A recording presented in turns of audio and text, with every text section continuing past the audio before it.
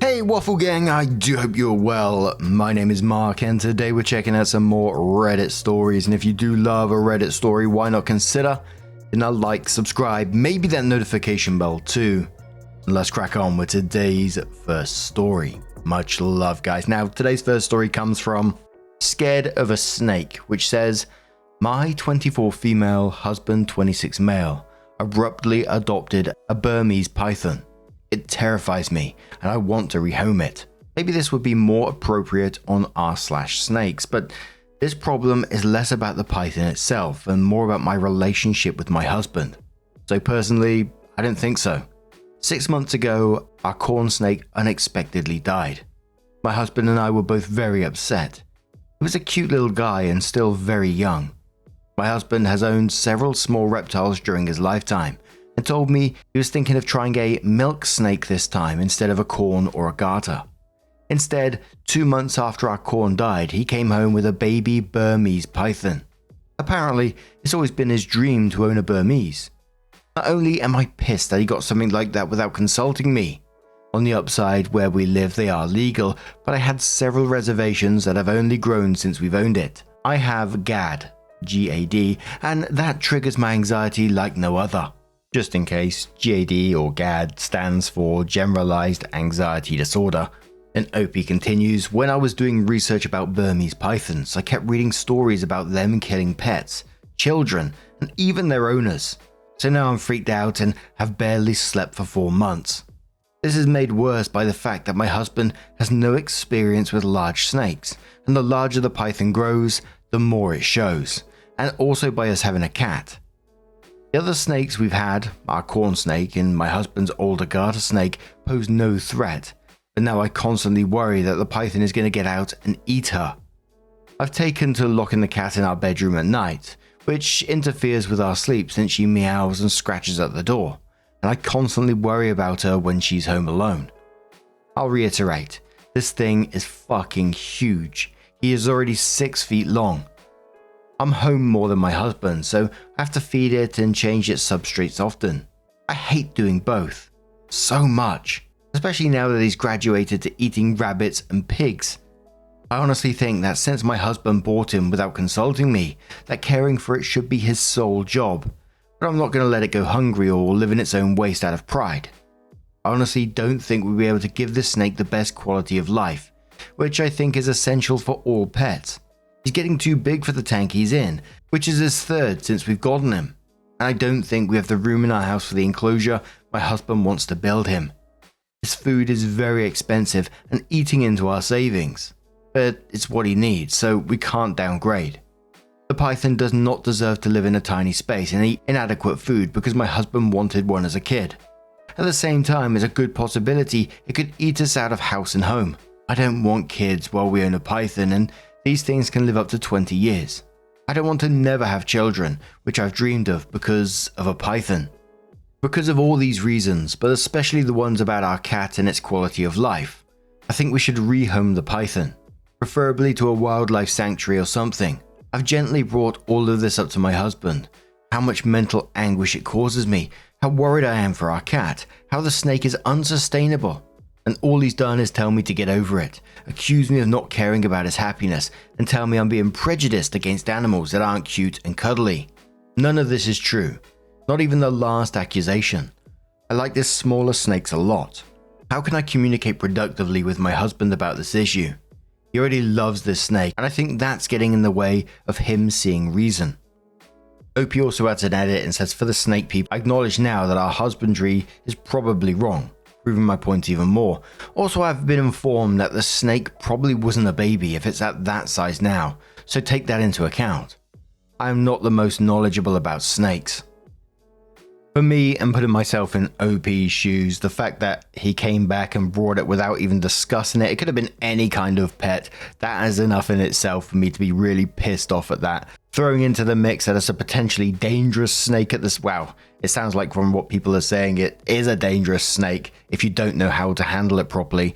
And look, I'm no expert on snakes, but I knew someone who owned, I think it was a ball python, I'm not 100% sure, but this snake was huge and incredibly strong.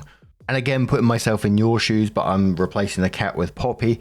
I wouldn't want Poppy to be in that situation because I don't know what's going to happen. Like, as I said, I'm no expert on snakes here, but I'm pretty sure I wouldn't be able to get Poppy off of a snake. If a python, especially like a 6-foot strong one like that, was able to get hold of, say, Poppy, I'm not sure I'll be able to get the dog off him without doing damage to the snake, which is unfair in itself. All in all, I'm just saying I wouldn't be comfortable with the situation. I don't like the way your husband's dismissing your feelings on the matter. And as much as I'm against ultimatums, I'm struggling to see a way past this if he's not going to see eye to eye with you. No hate against snakes, of course. Some of our members have got some absolutely little beautiful danger noodles. Finmeister says, you're in the right here. A Burmese is a huge, dangerous constrictor. They are one of the thickest and strongest of such snakes. Does your husband know what to do if the snake attacks? Does he have a tranquilizer ready, or worst case, a knife? My school took in an illegal reticulated python as part of an amnesty agreement with a former owner. We were licensed to have it and knew how to take care of it. I was feeding it one day with tongs, which were about 3 feet long, and something happened. Thankfully, there was a hot water tap nearby.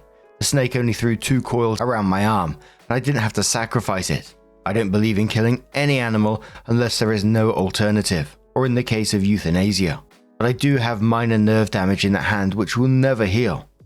Large constrictors like this are illegal in many areas because they are dangerous, and many people get them not understanding that. Tell him that you will not tolerate the snake, and you don't care about his happiness. Wow, he doesn't care about yours, or the safety of the household. If I were you, I would consult a university or zoo. Explain the situation and have someone come collect the snake. Fuck him. Shelby Knit says you brought this up gently and logically and he accuses you of not caring about his happiness. Wow. Personally, I think the only way to get the man to see reason now is it's me or the snake and one of us will be gone by this date. OP says, well, I'm not going to pretend that I was a saint during all these conversations. I've cried while telling him my concerns after he initially didn't listen to me because of how scared I am and out of frustration. And I've raised my voice with him, but only after he did first. I personally hate ultimatums, but I'm starting to think one might be necessary. Yes. Kimbu replies to that saying, you know, just because something is legal doesn't necessarily mean that it's without risk. I used to own a ball python, which never grew that big. Turns out that having a constrictor snake as a pet voided my tenant/contents insurance. I really love all kinds of animals and I find snakes especially fascinating, but I'm not about to claim that you can tame them and that they aren't without risk. It's a baby now, but what happens when it's 25 years old and 10 feet long? Edit. I just read that it's already 6 feet long. That's insane. Why are you so sure that a fish tank can hold it in? Those things can climb trees and crush large animals. Having one as a casual pet owner is the definition of insanity. Duck Hunter says, well, it was stupid of your husband to get it without consulting you, but people do make stupid decisions. The main problem is now he is dismissing your concerns and making it out like it's your fault for not agreeing with him. That is a bad sign for the health of your marriage. You may have to go with an ultimatum on this one, but then you can bet he'll resent you for it. Try counseling. Yes, I had a friend that was into large reptiles. Your cat won't last a year. Gee whiz. OP says, I'm honestly thinking about giving the cat to my mum or something. I would never forgive him or myself if she had gotten eaten. Little Stray says your husband made a unilateral decision. A, in a marriage. B, affecting a housemate. And C, in regards to a dependent animal with a massive lifespan. All of the above is abhorrent. Then he proceeds to invalidate you and happily allows you to shoulder the burden of his mistake. Drag him to couples counseling. He's killing your marriage through his actions. And what's worse, innocent animals are at stake. Another user says, not exactly sure why a conversation was not had before he did this. Can you just not tell him you were scared of it and would like it to be gone? OP says, we had a discussion, but it was under false pretenses because I thought he told me he was getting another small snake. Instead, he came home with the python. He didn't lie, but apparently it was there and it's been his dream to own one, so he couldn't resist buying one. Now he thinks it's my responsibility to get over my fear because it's an innocent animal, and he's been hinting to me that I need to get on new anxiety meds. Lafleur says, first, let me say that for a baby Burmese python to be 6 foot after 4 months, it sounds like you're feeding way too often. Those guys can eat once a month, maybe even only a few times a year. The slower they grow, the longer they live. That's a husbandry issue, though, and a common mistake. If he's going to be unreasonable and not rehome it, what would make you comfortable? An escape-proof padlock cage and a locked door to your room. You shouldn't be forced to care for him if he terrifies you. But OP comes in with her first update and then says, first of all, I have to say thank you for the outpouring of support I got, especially from the reptile enthusiasts who happen to be browsing the sub. You guys are awesome. I just want to say, at the beginning, so what everyone wants to hear is heard. The snake is gone and my cat is alright. Here's how it happened. Thursday night, while I was replying to people in my posts, several people suggesting talking to my husband's friend, who owns Burmese pythons.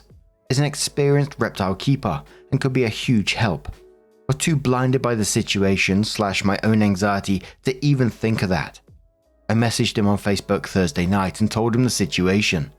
He was shocked at just how bad things were, but apparently he tried to warn my husband that owning small snakes and then jumping to a berm is like thinking owning house cats makes you qualified to own a tiger. But my husband didn't listen. He's been busy going to reptile shows. Dude breeds venomous cobras. He's kind of a badass, so he only saw the snake in person once when we got it and was immediately disturbed when I told him about the overfeeding. My husband's desire to start it on live food and the fact that it free roams and is handled alone. He told me he'd come over the next day, Friday, and give my husband a real talking to, as well as do anything he could to help us to rehome it. I decided I couldn't live another day in the house like that, and neither could my cat. So Friday morning I moved out to my mother's while my husband was at work. It was a bit sneaky, but I knew that if I tried to leave while he was home, he'd try to convince me to stay. I called him on his lunch break though, and told him I'd left until the snake was gone. He was very upset, but started accusing me of being so petty as to let a snake wreck our marriage. I had nothing productive to say to that, so I told him I'd talk to him later. Well, my husband's friend was so angry at what he saw of the snake that when he got to the house when my husband was home from work, he gave him the tongue lashing of his life and told him in plain terms that now that he saw how woefully inadequate we were as big snake keepers, there was no way he was going to let the snake stay at ours.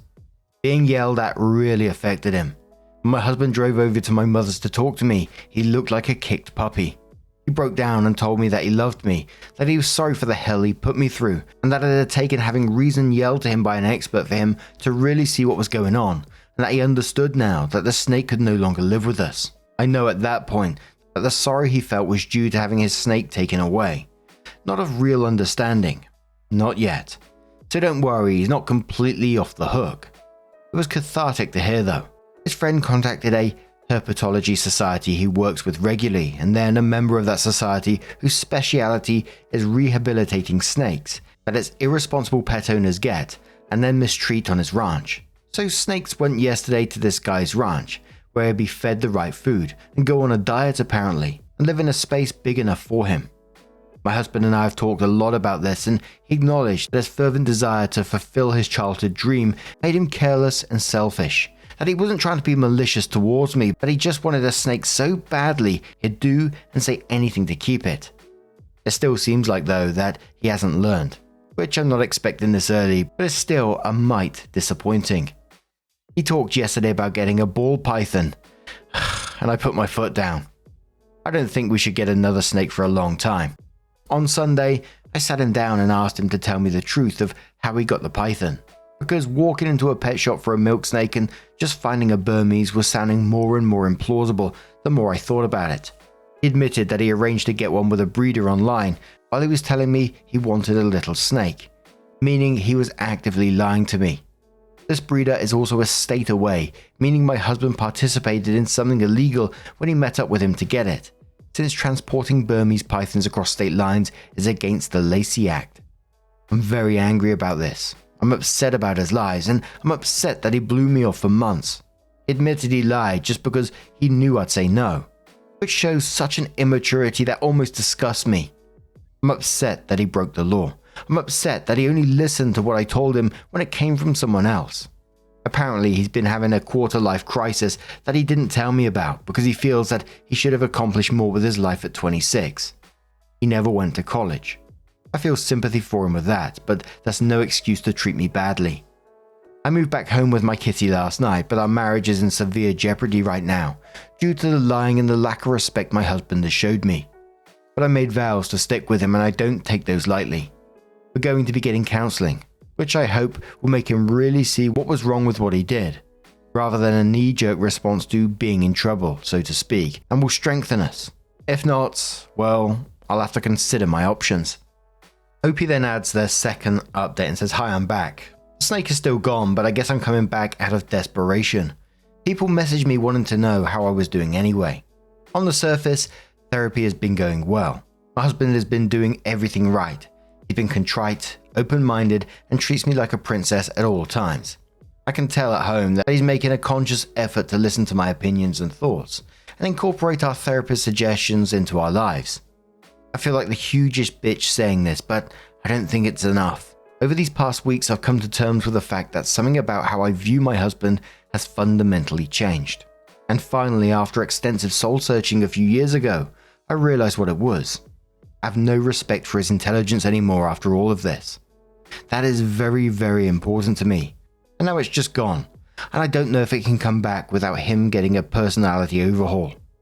It's killed my physical attraction to him. I normally have a high libido, and prior to all this, we made love 4 to 5 times a week. Now since all this went down, we've been intimate 3 times. To be fair, while Snake was here, we were down to 2 to 3 times a week, but it was still more frequent than this. Despite all the changes he's making, he's still himself. I don't think I can like who I know him to be now. He's still goofy, absent-minded self who needs me to balance the checkbook and pack his lunch. I can't respect that anymore. I don't want to be his mum or a naggy sitcom wife. I used to love doing these things for him. Throughout our relationship, I've taken care of him, patched him up, and helped him solve his problems. I always saw it as the ultimate expression of love. Now I'm just sick of it. He can tell something's still wrong. He's irritated about my lack of forgiveness and lack of sex drive lately, when he's objectively doing all the right things. But his lack of understanding towards my apprehension makes my feelings even more pronounced. I realized the other day that I love him dearly as a friend. I've known him since I was 9 years old, but no longer as a husband. That devastates me. I can't believe I'm thinking of divorce after less than a year of marriage. I feel like such a failure. I haven't broached these feelings in therapy yet, because they crystallized only a few days ago. But I don't know how to start because I know saying them will mean my marriage will be over. I've talked to my mum and friends about this, and they all tell me to wait longer, to stick it out because I made vows. But I feel like I found something fundamental about my husband that I wish I never had, and that nothing can be the same now. And those posts happened 10 years ago. But OP's come in with the new update, which says, 10 years ago, I posted on r/relationships about being scared of my ex-husband's giant snake. Here's the update. One of my friends sent me this, and it was the best of Redditor update links, and then saying, "I think you wrote these posts," and reading them. Yeah, I did. A lot of people seem to be wondering what happened to me, so I logged into this account for the first time in 10 years to give one final update about what happened. I'm posting here because I'm not quite sure where to post. I feel like r/relationships isn't really a thing anymore.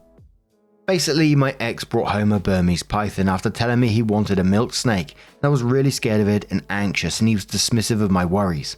I ended up getting the snake shipped off to a reptile ranch, but it absolutely shook my trust in my ex-husband because he was lying to me. It also made me realize he relied on me to do everything for him like a second mother, and I hated that. I really tried to work through the feelings I posted in the second update, but after 3 months, we separated. It's totally okay if you judge me for this because I judge myself. After being separated for half a year, we ended up having sex. My grandma had just died. I was devastated, and he came to the funeral to support me, because he had known her forever and loved her too. We went home together after the family lunch and we ended up having comfort sex. Neither of us wanted kids at that point, but my IUD had slipped into my cervix at some point before this and I ended up getting pregnant. Both of us were unsure about introducing a kid into our relationship, but decided to get back together and make another effort.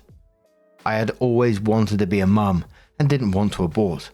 We found out pretty early into the pregnancy that it was actually a molar pregnancy, meaning that instead of a normal fetus, I was pregnant with a tumor. Had the mole removed, but I was one of those lucky people who develops cancer from their molar pregnancy. Luckily, the cancer was caught when I was only at stage 2 and responded really well to chemotherapy. I've been cancer-free since 2016. However, my ex's behavior when I was extremely sick from chemo, we'd stayed together after losing the pregnancy, caused me to put my foot down and want a divorce. He couldn't pick up the slack around the house, and I couldn't deal with it anymore. I felt like I couldn't depend on him for anything, not even when I had cancer. Literally after a week I was told I was cancer-free, I told him I was moving out and wanted a divorce. I lived with my mum for a year while our divorce was being finalized, and a bit after it, and then decided to get a job in a new city because I needed a new beginning. I also decided to fulfill a dream of mine I've been mulling over for a while and went back to college to get my BSN in 2017. I graduated in 2019 because I was in an accelerated program for people who already have another degree.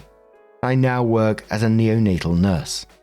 The job can be really wearing and difficult, but it's so amazing watching tiny and sick babies grow and thrive and eventually leave.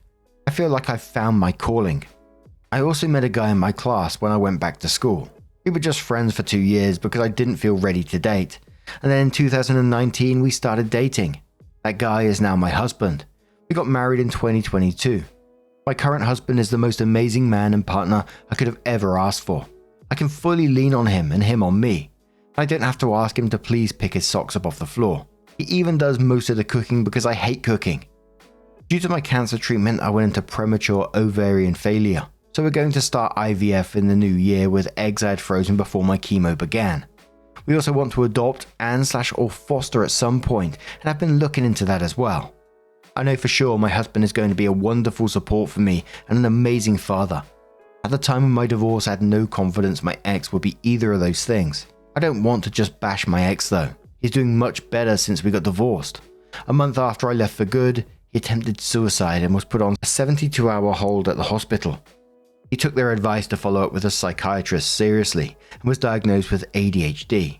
It explains so much about how he was when we were together. A little later on, he was also diagnosed with autism. I don't speak to my ex because it's too painful for both of us, but my mum is still close to his mum and has given me some updates. He's taken medication that's really helped his ADHD and was able to go to a trade school. He has a much better job now, and he's been in a steady relationship. I wish him all the best. I look back on my old posts and all I can do is shake my head. I was putting up with so much I would never put up with now. I also thought I was so grown up because I was 24 and married, but clearly I still had maturing to do. Part of me feels sad for my ex too because he was struggling for so long and I was writing him off as unhelpful. However, even though he had a medical reason for being inconsiderate, I still had to do what's best for me, and I was at my breaking point. Considering his success, I think we're better off without each other. Oh, and I still talk to my ex's friend, the Cobra breeder, from time to time. Bucatini the Burmese Python is still doing great in his new home. I love that name. And, I like the way that's ended for OP because although they've been through an absolute time, recovering from cancer, dealing with the husband as well, to then turn it all around, find something which you said yourself is your calling and a partner which you can lean on and supports you and makes you feel good. It just sounds absolutely wonderful. And even for the ex-husband, regardless of what the thoughts are about him, that he was diagnosed with his ADHD and autism, and it sounds like he's doing better in himself at the same time because, again, regardless of what you think about him, that he's going to move on to another partner and hopefully he's a better version of himself and makes his current relationship work. Otherwise, the alternative is we see the pattern of which we've seen in these previous posts. But now, I'm going to turn this one to you guys. What do you guys make of this situation? Let us know your thoughts down in the comments below. Now, just a huge thank you from the bottom of my heart for getting involved in today's stories. Your love, your support, your time always means the absolute world to me. So thank you so much. And hopefully, I'll see you in the next one. Take care and much love.